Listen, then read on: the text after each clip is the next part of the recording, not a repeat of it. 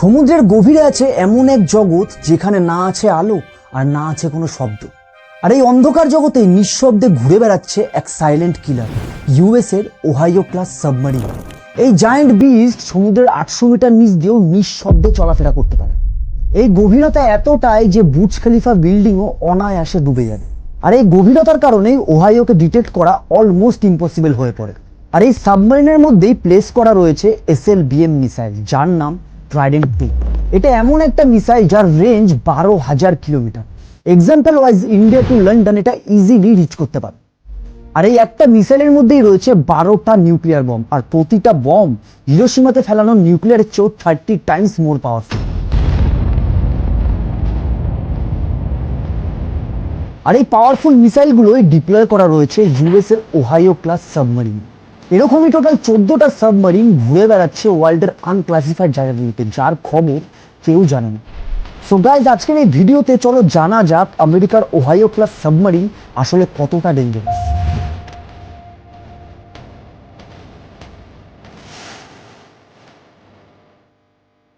পৃথিবীর প্রতিটি দেশ আলাদা আলাদা সাবমারিন ইউজ করে, যেমন রাশিয়ার M ক্লাস, ফ্রান্সের ট্রায়োফান্ট ক্লাস, চায়নার ট্যাঙ্ক ক্লাস অ্যান্ড ইউকের অ্যাস্টিটিউড ক্লাস। আর এদের মধ্যে সব থেকে ডেঞ্জারাস হলো ইউএস এর ওহাইও ক্লাস। ওহাইও ডিজাইনিং করা স্টার্ট হয় 1970s কোল্ড ওয়ারের টাইমে। সেই টাইমে যেহেতু আমেরিকা এন্ড সোভিয়েত ইউনিয়ন পরস্পরের এনিমি ছিল, তাই আমেরিকা চাইছিল এমন কিছু তৈরি করতে যেটা সোভিয়েত ইউনিয়নের বিরুদ্ধে নিউক্লিয়ার অ্যাটাক কন্ডেম করতে পারে। আর টোটাল 11 বছর পর 1981 এর 11th অফ নভেম্বর প্রথম ইউএস ওহাইওর SSBN 726 কমিশন করা হয়। 1976 থেকে 1997 অবধি টোটাল 18খানা ওহাইও সাবমারিন তৈরি করা হয়, যার মধ্যে 14টা হলো SSBN অ্যান্ড 4টে হলো SSGN। এই SSBN এন্ড SSGN এর মধ্যেও পার্থক্য আছে। যেমন SSBN সাবমারিনের ভেতরে ট্রাইডেন্ট 2 নামের ব্যালিস্টিক মিসাইল ক্যারি করা হয়, আর SSGN এ টমাহক নামের ক্রুজ মিসাইল। এই টমাহক মিসাইলের কম্পারিজনে ব্যালিস্টিক মিসাইল হলো অনেক গুণ বেশি পাওয়ারফুল, বিকজ এক একটি ব্যালিস্টিক মিসাইলের ভেতর 12টা করে নিউক্লিয়ার ওয়ারহেড লোডেড থাকে, যেটা চাইলে একই মুহূর্তে একসাথে 12খানা সিটিকে ডিস্ট্রয় করে দিতে পারে। আগে ওহাইও সাবমারিনে এরকম 24টা মিসাইল ক্যারি করা হতো, বাট ইউএস অ্যান্ড রাশিয়ার আর্মস কন্ট্রোল চুক্তির কারণে এটাকে কমিয়ে এনে 20টাতে সেট করা হয়েছে। আমেরিকার কাছে টোটাল 71টা সাবমারিন আছে, যার মধ্যে 18টাই নিউক্লিয়ার সাবমারিন। এখানে একটা ইম্পর্টেন্ট জিনিস জানা দরকার যে সাবমারিন প্রধানত দু প্রকারের হয়, একটা হলো নিউক্লিয়ার সাবমারিন আর অন্যটা হলো কনভেনশনাল সাবমারিন। যেহেতু সাবমারিনকে ডিজাইন করা হয় এমন ভাবে যাতে সেটা সমুদ্রের অতল গভীরে বহু দিন ধরে চলাফেরা করতে পারে, তাই এই সাবমারিনগুলোর মেন পাওয়ার সোর্সই হলো ব্যাটারি। যেমন গাড়ির ব্যাটারিকে চার্জ করতে হলে ইঞ্জিন চালাতে হয়, সেমনই এই ব্যাটারিকেও চার্জ করতে গেলে ডিজেল ইঞ্জিন চালাতে হয়।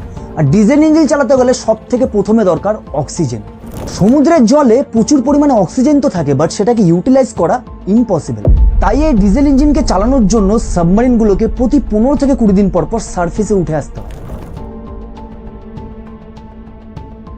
বাট নিউক্লিয়ার সাবমারিনের এটারও দরকার পড়ে না, বিকজ এখানে ডিজেল ইঞ্জিনের জায়গায় নিউক্লিয়ার রিঅ্যাক্টর ইউজ করা হয়। আর এই নিউক্লিয়ার রিঅ্যাক্টরের সাহায্যে পুরো সাবমারিনকে পাওয়ার সাপ্লাই করা হয়। যেমন ওহাইও ক্লাসে SHG নামে নিউক্লিয়ার রিঅ্যাক্টর ইউজ করা হয়েছে, যার সাহায্যে 60,000 হর্স পাওয়ার জেনারেট করা পসিবল। এই রিঅ্যাক্টর প্রচুর পরিমাণে হিট জেনারেট করে, যা থেকে স্টিম তৈরি হয়, আর সেই স্টিমের সাহায্যে টারবাইনকে ঘুরিয়ে প্রচুর পরিমাণে ইলেকট্রিসিটি জেনারেট করা হয়। আর এই ইলেকট্রিকের সাহায্যে সাবমারিনের সমস্ত মেশিনকে অপারেট করা হয়, ইভেন অক্সিজেনও তৈরি করা হয়।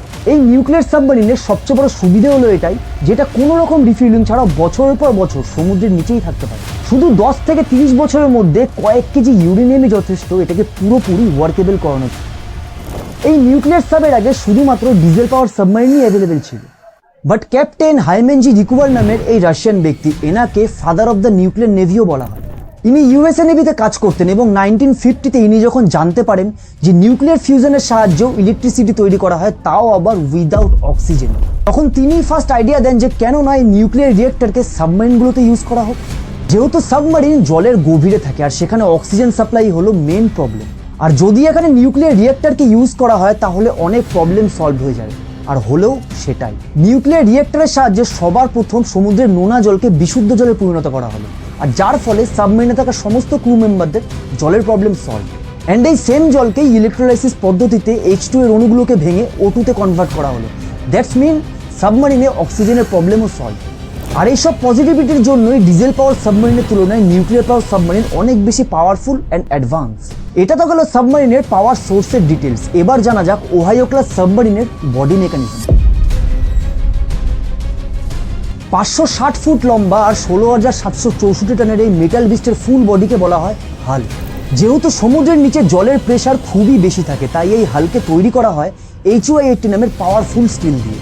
এটা কোনো নর্মাল স্টিল নয়, ইভেন এটা এতটাই শক্তিশালী যে সমুদ্রের 800 মিটার নিচে জলের হাই প্রেশারও সাবমেরিনের ওপর কোনো রকম ক্র্যাক হতে দেয় না। আর এই স্টিলকে এমনভাবেই ডিজাইন করা হয়েছে যেটা রেডিয়েশন শিল্ডিংয়েরও কাজ করে, মানে কোনো নিউক্লিয়ার বম ওই সাবমেরিনকে তেমন কোনো ক্ষতিই করতে পারবে না। আর ওহাইও ক্লাস সাবমেরিনের ফুল বডি একটা নয় বরং দুটো হালের ডিজাইন করা রয়েছে। ওপরের হালকে বলে আউটার হাল অ্যান্ড ভেতরের হালকে বলে ইনার হাল, মানে এই সাবমেরিনকে ডাবল সেফটি প্রোভাইড করা হয়েছে। ওহাইও সাবমেরিনকে টোটাল 4টে কম্পার্টমেন্টে ভাগ করা হয়েছে: forward compartment, missile compartment, nuclear compartment and AST compartment. সামনের অংশকে বলা হয় ফরওয়ার্ড কম্পার্টমেন্ট, আর এই পজিশনে প্লেস করা রয়েছে টর্পিডো রুম, যেখানে 4টে 21 ইঞ্চের টর্পিডো টিউব সেট করা হয়েছে। আর প্রতিটি টিউবে রয়েছে MK48 নামের পাওয়ারফুল টর্পিডো। ঠিক তার পেছনেই রয়েছে সোনার রুম, যেটা হলো সাবমেরিনের মেইন কন্ট্রোল সেন্টার। এখান থেকেই পুরো সাবমেরিনকে অপারেট করা হয়। সোনার রুমের পরেই আছে রেডিও রুম অ্যান্ড তারপরে আছে ক্রু কোয়ার্টার্স। সেকেন্ড কম্পার্টমেন্ট হলো মিসাইল কম্পার্টমেন্ট, আর এটাই হলো সাবমেরিনের সব থেকে বড় অংশ। এই কম্পার্টমেন্টের ওপরেই সেট করা রয়েছে 24টা ভার্টিক্যাল মিসাইল টিউব, যার মধ্যে 2টাতেই লোড করা আছে ট্রাইডেন্ট 2 নামের ব্যালিস্টিক মিসাইল। আর ঠিক তার নিচেই রয়েছে ক্রুদের ঘুমানোর জায়গা, মানে জাস্ট ভেবে দেখো ক্রুরা যেখানে ঘুমায় তার ওপরেই প্লেস করা রয়েছে পৃথিবীর সবচেয়ে ডেঞ্জারাস ওয়েপন। থার্ড কম্পার্টমেন্ট হলো নিউক্লিয়ার রিয়েক্টর রুম, আর এটাই হলো পুরো সাবমেরিনের মেইন পাওয়ার সোর্স। আর সবার লাস্টে থাকে AFT কম্পার্টমেন্ট, যেটা হলো ইঞ্জিন রুম। সাবমেরিনের পেছনে থাকা এই বড় প্রপেলারটিকে এখান থেকেই কন্ট্রোল করা হয়। ওহাইও ক্লাস SSBN-এ 155 জন ক্রু মেম্বার থাকে, যার মধ্যে 15 জন হাই র্যাঙ্ক অফিসার অ্যান্ড বাকিরা হয় এনলিস্টেড। আর প্রতিটা ক্রু মেম্বারকেই এক্সট্রিম ট্রেনিং এর মধ্যে দিয়ে যেতে হয়, বিকজ টানা 70 থেকে 90 দিন পৃথিবীর থেকে পুরোপুরি আনকানেক্টেড থাকা তাদের মানসিক প্রেশারকেও অনেক গুণ বাড়িয়ে দেয়। তাই সাবমেরিনের ভেতরে তাদের এন্টারটেনমেন্টের জন্য অনেক কিছু রাখা থাকে, যেমন জিম, প্লে স্টেশন অ্যান্ড আরও অনেক কিছু। সোজা কথা, এটা একটা শহরের মতন যেটা চলাফেরা করে সমুদ্রের অতল গভীরে, যেখানে না পৌঁছয় কোনো আলো আর না পৌঁছয় কোনো শব্দ। বাট প্রশ্নটা হলো, এই অন্ধকারে সাবমেরিনগুলো নিজের ডিরেকশন নেভিগেট করে কি করে? এটার অ্যান্সার হলো সোনার, যার full form sound navigation and ranging. এখানে মেনলি দু প্রকারের সোনার ইউজ করা হয়। ফার্স্ট হলো অ্যাক্টিভ সোনার আর সেকেন্ড হলো প্যাসিভ সোনার। অ্যাক্টিভ সোনার মেথডে সাবমেরিনগুলো নিজের থেকে এক ধরনের সাউন্ড ওয়েভ থ্রো করে, যেটা সামনের কোনো কিছুতে হিট করে যখন প্রতিফলিত হয় সেটা থেকেই মেজারমেন্ট করা হয় যে সাবমেরিনগুলো অ্যাকচুয়ালি কোথায় আছে বা সামনে কি আছে। সেকেন্ড মেথড হলো প্যাসিভ সোনার। এই ক্ষেত্রে সাবমেরিনগুলো নিজের থেকে কোনো রকমের সাউন্ড ওয়েভ থ্রো করে না, বরং শত্রু জাহাজ বা সাবমেরিনের সাউন্ডকে ক্যাপচার করে বোঝে যে তার পজিশনটা অ্যাকচুয়ালি কোথায়। এই সাবমেরিনের ফুল বডি জুড়ে এরকম মাল্টিপল সোনার টেকনোলজি ইউজ করা হয়েছে। আর এর মেন কারণই হলো যদি কোনোটা খারাপ হয়ে যায় দেন অন্যটার সাহায্যে ডিরেকশন নেভিগেট করা হয়। এছাড়াও GPS, INS এবং জাইরোস্কোপের মতন অনেক নেভিগেশন টেকনোলজি সাবমেরিনে প্লেস করা থাকে। এখানে ইউজ করা GPS এতটাই পাওয়ারফুল হয় যে সারফেসে এসে যদি একবার কানেক্ট হয়ে যায় সেটা বহুদিন নির্ভুলভাবে অ্যাক্টিভ থাকতে পারে। এত সব উন্নত মানের টেকনোলজি ইউজ করার পেছনে মেন কারণই হলো যাতে শত্রুর জাহাজ কোনোভাবেই তাকে ডিটেক্ট না করতে পারে। আর USA নেভির অফিসিয়াল মোটোই হলো silent is a victory. Silent থাকাটা তাদের কাছে এতটাই ইম্পর্টেন্ট যে হালের অনেক পজিশনেও রাবারের কোটিং ইউজ করা হয়, বিকজ রাবার সাউন্ডকে পুরোপুরি অ্যাবজর্ব করে নেয়। তাই শুধু সাবমেরিন বলে নয়, ইভেন সাবমেরিনের ভেতরে থাকা অনেক রকম মেকানিক্যাল জিনিসও রাবারের কোটিং ইউজ করা হয়। এরকমভাবেই ওহাইও সাবমেরিন এতটাই সাউন্ড প্রুফ হয়ে যায় যে আজও অবধি কেউ তাকে ডিটেক্ট অবধি করতে পারে। সাবমেরিন শুধুমাত্র নিউক্লিয়ার অ্যাটাকের জন্যই নয়, ইভেন আমেরিকা এটার সাহায্যে রাশিয়ার ওপর স্পাইও করেছিল। অনেকেই হয়তো জানে না যে পুরো পৃথিবীর কমিউনিকেশন ডিপেন্ড করে সমুদ্রের নিচে ছড়ানো অপটিক্যাল ফাইবার থেকে। আর এই কেবিলগুলো লং এক্সিস্টিং হয় বিকজ এটা সমুদ্রের এতটাই গভীরে থাকে যে কেউ এটার অ্যাক্সেসও করতে পারে না। বাট এই কেবিলগুলোকে অ্যাক্সেস করাও পসিবল হয়েছিল সাবমেরিনের সাহায্যে। 1970 সালে American intelligence agency CIA American নেভির সাথে মিলে একটি প্ল্যান করে। তারা রাশিয়ার ইস্টার্ন সাইডে সমুদ্রের 120 মিটার নিচে একটা কেবিল খুঁজে পায়, যে কেবিলটি কানেক্টেড করা ছিল দুটো সোভিয়েত নেভাল বেসের সাথে। তারা লিটারালি একটা রেকর্ডার তার মধ্যে প্লেস করে দেয়, আর এই রেকর্ডারের সাহায্যে দিনের পর দিন তারা সোভিয়েত মিলিটারিদের সিক্রেট কমিউনিকেশন শুনতে থাকে। শুধু তাই নয়, প্রতি মাসে তারা সমুদ্রের নিচে গিয়ে সেই টেপ রেকর্ডারটাও চেঞ্জ করে দিয়ে আসতো, যাতে নিউ কমিউনিকেশন ক্যাপচার হতে পারে। বাট এই স্পাইং বেশি দিন চলেনি, বিকজ একজন এনএসসি এমপ্লয়মেন্ট $35,000 বিনিময়ে সোভিয়েত মিলিটারিকে এর ব্যাপারে সব কিছু বলে দেয়। এটা এমনই একটা রিয়েল লাইফ স্পাই ইনসিডেন্ট যেটা নিয়ে হলিউডে মুভি বানানো দরকার।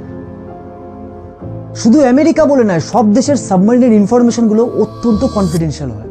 হ্যাঁ, হতে পারে সাবমেরিনের ভেতর অনেক ব্যালিস্টিক মিসাইল এবং নিউক্লিয়ার ওয়ারহেড থাকে, যেটা চাইলে কোনো শহরকে ধুলোয় পরিণত করতে পারে, তাও জাস্ট কিছু মিনিটের মধ্যে। কিন্তু এই মিসাইলগুলোর থেকেও বেশি ভয়ঙ্কর হলো একটা ভুল ডিসিশন বা একটা ভুল ইনফরমেশন। তাই এই সাবমেরিনগুলোর সিক্রেট পৃথিবীর শুধুমাত্র অল্প কয়েকজন মানুষই জানে। একটা ওহাইও ক্লাস সাবমেরিনের ভেতর থাকতে পারে 100টারও বেশি নিউক্লিয়ার ওয়ারহেড, আর সামান্য একটা ভুল ইনফরমেশন একটা গোটা শহরকে পৃথিবীর ম্যাপ থেকে মুছে ফেলতে পারে। তাই সাবমেরিনের প্রতিটা সিস্টেম, প্রতিটা মুভমেন্ট অ্যান্ড প্রতিটা অর্ডার অত্যন্ত ক্লাসিফাইড রাখা হয়। ইভেন ক্রু মেম্বারদের মধ্যেও থাকা সবাই সব ইনফরমেশন জানে না। নেভিগেশন অফিসার রুট জানে, আর ওয়েপন্স অফিসার শুধুমাত্র মিসাইলের সম্বন্ধে জানে, আর ক্যাপ্টেন জানে মিশনের একটা অংশ। কারণ মিলিটারিদের সব থেকে ডেঞ্জারাস রুল হলো নিড টু নো বেসিস, মানে যার যতটা জানা দরকার সে ততটাই জানবে, তার থেকে বেশি নয়। বাট এই নিউক্লিয়ার সাবমেরিনগুলোর সব থেকে টেরিফাইং সিক্রেট হলো 2 ম্যান রুল। বিকজ একটা নিউক্লিয়ার মিসাইল লঞ্চ করার জন্য কোনোভাবেই একজনের উপর ডিপেন্ড করা পসিবল নয়। তাই এখানে দুজন অফিসারের অথরাইজেশন কোড লাগে। দুজনের কাছেই থাকে আলাদা আলাদা কোড, আর দুজনকেই সেই কোডকে একসাথে ভেরিফাই করতে হয়। আর যদি এর মধ্যে একজনও রিফিউজ করে তাহলেই লঞ্চিং অফ। কারণ সব দেশের হাই অথরিটিরা জানে যে একটা ভুল ডিসিশন মানেই লাখ লাখ লোকের মৃত্যু। 1962 এর কিউবান মিসাইল ক্রাইসিস হলো তার পারফেক্ট এক্সাম্পল। পার্থক্য শুধু এটাই যে এখানে 2 ম্যান নয়, বরং 3 ম্যান রুল অ্যাপ্লাই করা ছিল। সোভিয়েত ইউনিয়নের 4টে foxtrot diesel submarine B4, B36, B130 and B59, আর এই B59 এর captain Valentin Savitsky nuclear torpedo launch করতে বলল সোজা কিউবার দিকে। That means first man agreed. Second man হলো রাশিয়ার একজন পলিটিক্যাল অফিসার, আর সেও ক্যাপ্টেনের সাথে অ্যাগ্রি করল। বাকি রইল শুধু একজন, আর সে ছিল ফ্লোটিলার সাবের চিফ কমান্ডার ভাসিলি আর্খিওভ। তিনি তখন সাবমারিনেই ছিলেন, আর তার না বলাতেই নিউক্লিয়ার টর্পিডো লঞ্চ হতে পারেনি। আর এই ইনসিডেন্ট সারা পৃথিবীতে the man who save the world নামে ফেমাস। এমনকি হলিউডের ক্রিমসন টাইড মুভিটিও এই ইনসিডেন্টকে বেস করেই বানানো। ইভেন এখনো অব্দি এই সেম রুল সব দেশের সাবমারিনগুলোতেই অ্যাপ্লিকেবল হয়, যেখানে একজনের ডিসিশন কোনো মতেই সেফ নয়। শুধুমাত্র একটি ভুল আর সারা পৃথিবীতে শুরু হয়ে যেতে পারে নিউক্লিয়ার ওয়ার। সাবমারিন হলো যে কোনো দেশের কাছে সব থেকে বড় মিলিটারি অ্যাসেট। আর সবচেয়ে শকিং ফ্যাক্ট হলো এই সাবমারিনগুলো কখন যে কোথায় থাকে সেটা এনিমি তো দূরে থাক, ইভেন নিজের দেশের সাধারণ মানুষও জানতে পারে না। আর যে কোনো সাবমারিনের ফুল ডিটেলস বা টেকনোলজি এতটাই কনফিডেন্সিয়াল হয় যে হাতে গোনা কয়েকজন মানুষ ছাড়া বাকি কেউ জানতেও পারে না। মাসের পর মাস ধরে সমুদ্রের নিচে এই সাবমারিনগুলো কমপ্লিটলি ইনভিজিবল হয়ে থাকে, যেখানে না আছে কোনো জিপিএস সিগন্যাল, না আছে কোনো পাবলিক ট্র্যাকিং, আর না আছে কোনো সানলাইট। কারণ পৃথিবীর সবচেয়ে পাওয়ারফুল ওয়েপন কখনো স্পটলাইটে থাকে না, ওরা থাকে অন্ধকারে।